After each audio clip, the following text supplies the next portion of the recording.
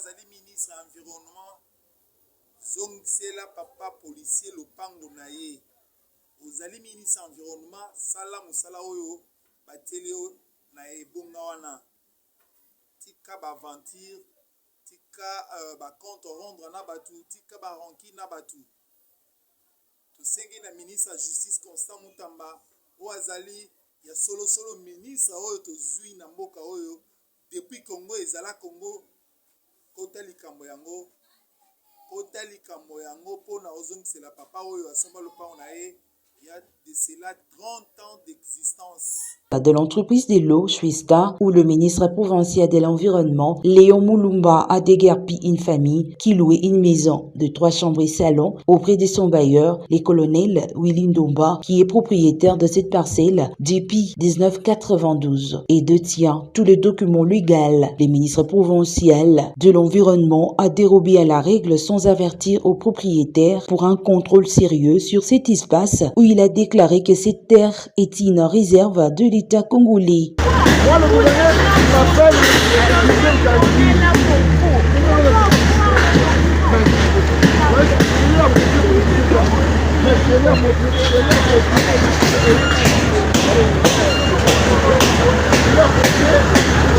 Cet homme d'État a dépêché une équipe le samedi 5 avril à 4h du matin pour déguerpir ses locataires. À la même journée, le ministre provincial de l'Environnement a démoli et a procédé directement au remblage de cette parcelle sans converger avec les propriétaires. Qui dit la loi à de tels sujets? Pourquoi ne pas convoquer les propriétaires pour lui avertir sur ces documents parcellaires et savoir par quel mécanisme qu'il occupe cet espace, vu que selon lui, c'est une réserve de l'État? Pourquoi, à ces heures-là, pour procéder au déguerpissement, qu'est-ce qui empêchait cette autorité de la capitale congolaise d'accorder le minimum de 3 mois à ses propriétaires? Pourquoi as-tu bafoué la loi de l'urbanisme et habitat alors que M. Willy Ndomba détient les documents légaux? Ce sont les questions qui inquiètent jusqu'ici les Quinois, mais beaucoup plus les propriétaires de cette parcelle de plus de 30 ans.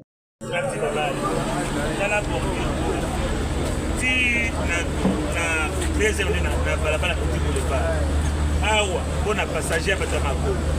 Awa, terrasse, bandawa, ti, les na sou. Et ngai na lopango nanga wa différence à 2 mètres. L'autre yango tout droit. Donc, l'autre le mobile après à 14 mètres. Bon, nandako ezalaki ndako ya 4 chambres, salon, cuisine, salle de bain, douche, na bato na 4.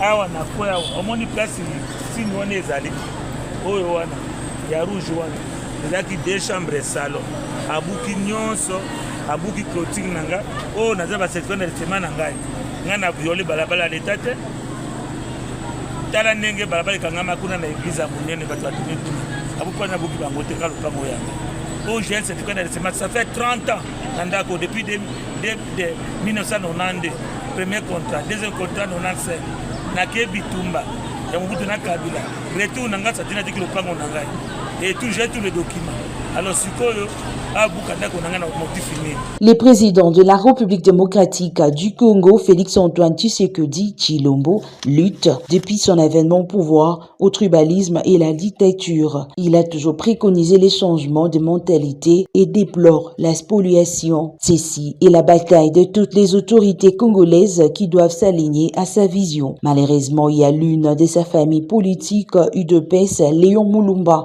qui va à l'encontre de cette vision en impliquant la spoliation. Hormis la spoliation, Léon Moulumba a démontré une dictature sans précédent. Une autorité doit prouver à la face du monde qu'il est la première à consulter la loi qui est simplement le règle auquel les personnes doivent s'y conformer. Le colonel Willy Ndomba appelle à un œil regardant du ministre de la Justice qui prône également sur la lutte contre la spoliation. C'est à la justice congolaise de trancher équitablement ces dossiers. Chers internautes, très chers téléspectateurs, vous tous qui nous suivez partout à travers le monde, Kane Tolobaka TV ezali radio T, tozongi lisusu dossier oya lopango ndeko oyo asomba lopango na ye na commune ya Limete eleki mwa mikolo ebele plus de 30 ans. Lopango ebanda déjà exister plus de 30 ans. Donc tolobaki pouvoir ya 18 ans eleki 21 ans eleki, donc asomba lopango depuis Mobutu. Ndeko azali soda ine moko bozo bokotala ye na ba image ndenge kaka ezalaka na Kinshasa. Tolali tolamuki tomoni ministre provincial ya ville province ya Kinshasa Léon Mulumba azali ministre environnement aye koyebisa papa wana ke osomba place à l'état il faut tobuka yo tolongola yo, mais azoyebisa ye déjà sur la précipitation, azokoyebisa ye d'une manière un peu brutale na ndenge ya homme d'état te, parce que l'état soki alinga buka mutu apesaka ye temps bakendaka nano na baservice oyo ezali habilité, service oyo ezali vraiment habilité mpona kotala makambo wana. Batuni yo comment tu as réussi cette parcelle, comment osomba yango, comment ozwa yango, l'état akotuna yo mituna wana. Si l'état trouve que tu es dans les bons, mais l'état aza na posa esika wana, l'état akosomba yo esika wana apesi yo mbongo alobi kasi tika ezali esika na nga nakomi nango posa. Ezali ba récupération politique te, ba compte rendre te, parce que l'état azali mutu te, l'état azali une personne morale. L'état vivaka na ba compte rendre na batu te, l'état azali ko vivre na rancune te. Mais ndeko Léon Mulumba azali ministre provincial ya ville province ya Kinshasa akei kobuka lupango ya batu. Papa wana na bana na ye bazali libanda tant tozolobawa bazali libanda. Mes chers amis, vous tous qui nous suivez na Kinshasa mobimba, papa wana azali libanda na bana na ye. Na minute azoyeba esika kokinde te, Léon Mulumba akei kobuka lopango na 4h du matin. L'état mosale bandaka 8h30 et c'est la 15h30. Mais depuis basigna semaine anglaise mosale aussi là 16h30, 16h juste. Mais Léon Mulumba akei nanu ko 4h du matin na ba engin abuki lopango ya tata wana na mitu na zoko yebisa bino bandeko na ba ngai papa wana azali libanda.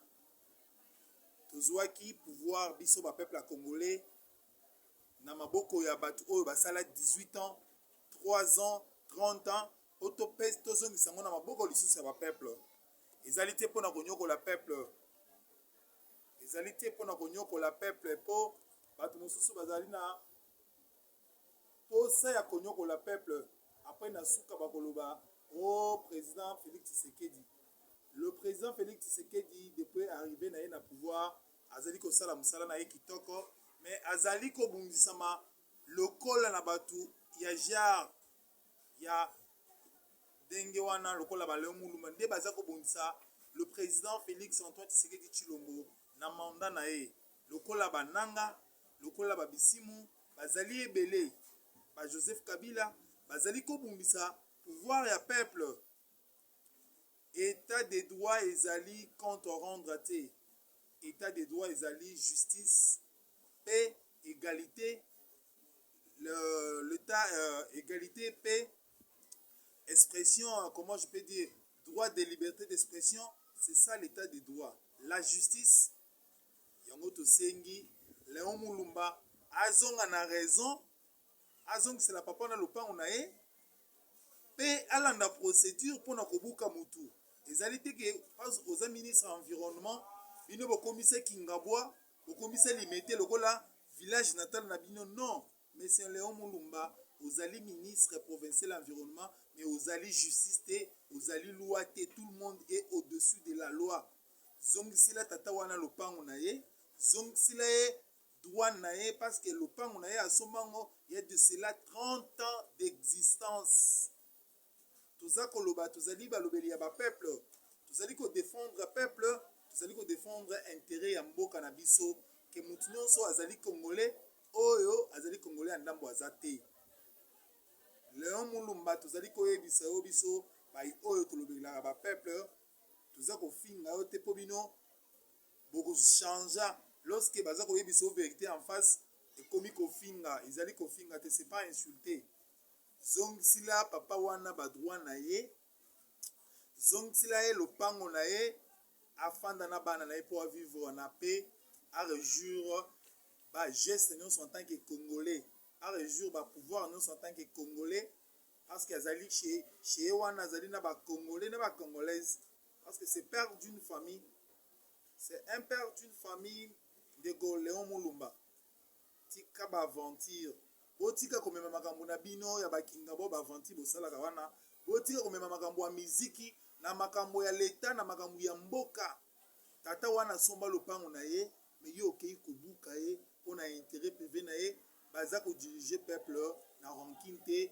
bazali kodirige peuple na kanda te yango tosengi na ministre de la justice Constant Mutamba esika yo ozali okota likambo yango ndenge okota likambo ya bamama ya Gilles Brasserie barécupere mapango na bango barécupere bilanga na bango esika nyonso ezali ya kobuka te esika nyonso mpe ezali ya koteka te esika nyonso mpe ezali ya kotonga te me mutu wana azwa lopango na ye ça fait 30 ans d'existence ndeko Léon Mulumba tozali koyebisa yo sala mosala oyo Kinshasa ezali na salite makasi inondation ezali kosala sala mosala en tant que congolais oyo ezali koservir mboka na ye me kosala mosala lokola baennemi oyo baye kofandela biso na este se nayebi ke toza koloba kobeta sete ndeko Léon Mulumba zongisila papa wana badroit na ye azonga na lopango na ye oyo asomba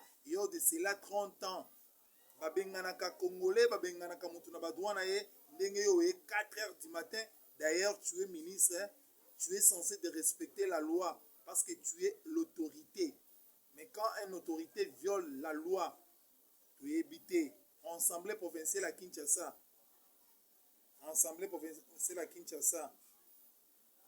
il faut botalela likambo oyo penepene botalela likambo oyo na miso moko penepene mpona koyeba pourquoi Léon Mulumba oyo azali ministre environnement il s'intéresse pas avec makambo etali environnement ya Kinshasa ezali salite bazali koboka poubelle partout poubelle bazali kokombola place ya kokende ezali te mais ye azali kotala kaka lopango oyo papa asomba lopango na ye 30 ans passés tozali koloba parce que nous avons regardé la vidéo esali biso pasi tolingi congolais nyonso vivre na paix azala makasi po tozala na force ya kobundisa banguna oyo batie biso guerre moko injuste